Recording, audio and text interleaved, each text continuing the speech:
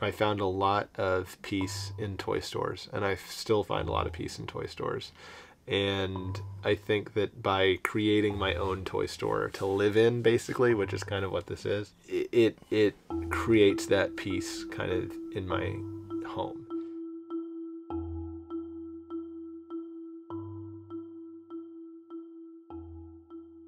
Okay, so every art form has its B version, right? We see that most obviously in movies, you know, B movies.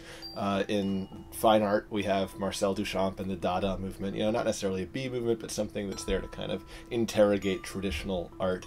Books, we have the trashy romance novel. But in action figures, which I believe are also their own forms of art, we also have a lot of B-roll. And the B-roll in action figures are the weird stories, the things that have kind of washed up on the mass market shore. And it's up to us to kind of look at these things and locate them within the greater context of action figure history, which is the same thing we do when we look at a painting. I represent a normal person right now. I'm 6 feet tall, and what you're looking at to my left is Overkill from Spawn. Probably one of the most exaggerated bodies you can find. Absolutely muscular. So the action figures do often tend to be a bit more exaggerated. And I mean, this is kind of just not even humanly possible. It's like, what, an 8-pack?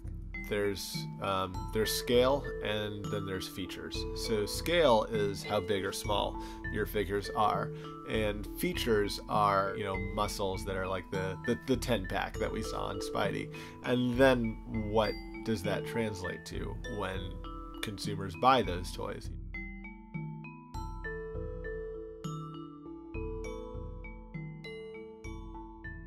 So this is Hillary Clinton. This is an action figure put out by Factory. It's kind of an indie toy company that had its start on Kickstarter and then sort of took off from there. They've done Obama, they've done Bernie Sanders, most recently they've done Elizabeth Warren, and they've produced a Hillary Clinton action figure. Kind of your basic political action figure. What I like about Factory is their devotion to making statements with their political figures. So I mean, you know, Hillary Clinton, this is pretty much what you'd expect: pantsuit, you know, typical look of Hillary. But there's one particular action figure that they really let their kind of activist side fly on, and it's actually not Hillary, Donald Trump. So here we have Donald Trump action figure, tiny hands, right? One giving the finger. The hair is removable. Oh, of course. So you can now get I guarantee it doesn't even look that good. No, exactly. Exactly. This is probably terrifying in real life. But what I really love about this figure, and the reason I bought it, is because for every one of these that Factory sells, they donate a portion of the profits to Guardian Angels. Guardian Angels is a organization that provides food and water and clothing to immigrants that are crossing the U.S.-Mexico border. They are taking those profits and using them to benefit the very people that this guy has marginalized. So I really wanted to support that, even if it means I have a Donald Trump in my house. But the benefit to that is he gets to stand with all my Cobra commanders and, you know, Decepticons and all of the evil people that I have.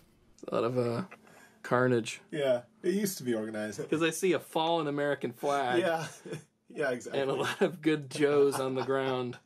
Yeah, it's not great. And does Hillary still stand with your Avengers? Yeah, she does.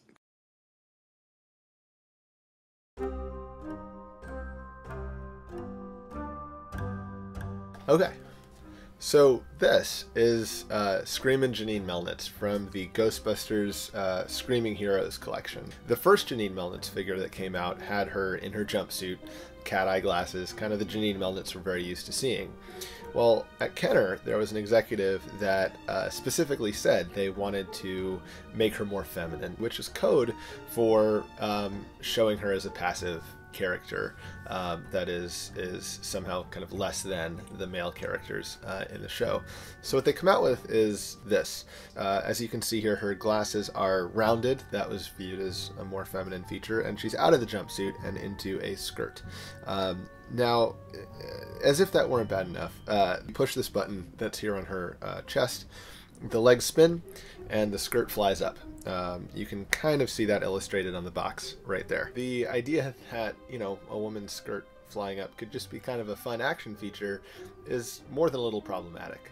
They made these, and they sold okay.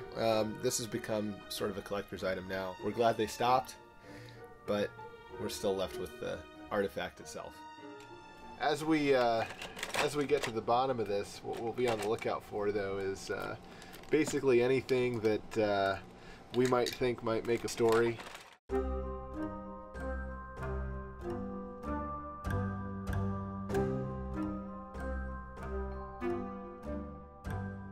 Okay, so this is Earring Magic Ken, released in 1992 from Mattel. Everybody knows Ken, Barbie's love interest. Well, the thing with Ken is, you might be noticing his sort of pleather vest, his mesh shirt. When this came out, there was gay panic surrounding this doll. Parents were saying, this is gonna turn my kid gay, what are you doing? I mean, of course, you know, we all know homosexuality doesn't work like that. If your kid's gay, he's been gay. It's not really the doll that makes any difference. But this was kind of where a lot of parents were at with the doll. They would go on things like the Today Show or Good Morning America and kind of protest this. Because of the protest, you know, Mattel just kind of let this doll fizzle out. The doll just kind of spent its time on the shelf and then moved along. But because of that, the gay community has actually kind of embraced this doll, and it's become dubbed Cockring Ken, based on the fact that around his neck, he's wearing what can really only be described as a cock ring. The actual function, of course, is so that you can hang the earrings on the little chain there and make him kind of wear his name or Barbie's name. But this was a product that was released, I think, probably intended to be fairly innocent, but then became something representative of homophobia, which is, you know, interesting in the way that toys can kind of change after they've been released, and people read these and they see messages in them, perhaps messages that either were or were not intended to be there.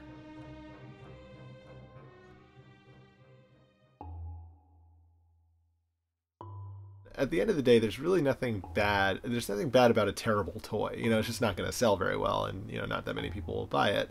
And I think that's okay. What we do have to think about, though, is that space allows for some fairly offensive material too. So, like, if you produce a toy that's got the Confederate flag on it, if you produce a toy whose skirt flies up, being a bad toy, that's one thing, but being an offensive toy, that's something else. So the way we can kind of deal with that is to kind of put our analytical brains in front of toys, just the same way we do with movies, the same way we do with art, so that toys don't just get away with being these throwaway objects that you have it for a little while, or you buy it or you don't buy it and you forget about it. Don't forget about it. Vote with your wallet. When it came to the Black Widow and Rey controversies, because for those two characters, it turned out when they were first releasing action figures for them, there weren't that many action figures for Black Widow or for Rey from Star Wars, despite being two of the most popular characters in these various franchises. So people took to Twitter with the hashtag Where's Rey, hashtag Where's Black Widow. People realized, hey, wait a second, you know, these female characters aren't getting the same representation as the male characters, and companies took note of this too. They're like, oh, people want to buy these things, so therefore we'll make them. And they did. Now we've got much more Black Widow merchandise, we've got much more Rey merchandise. Is it perfect? No. But is it better? Yeah, I think so. So there's something to be said for fans actually looking at action figures with a critical eye and then taking action. You're a professor. Right. You are a published author. Right. I edited the first collection of academic essays on action figures. The first book that's solely devoted to studying action figures in an academic way.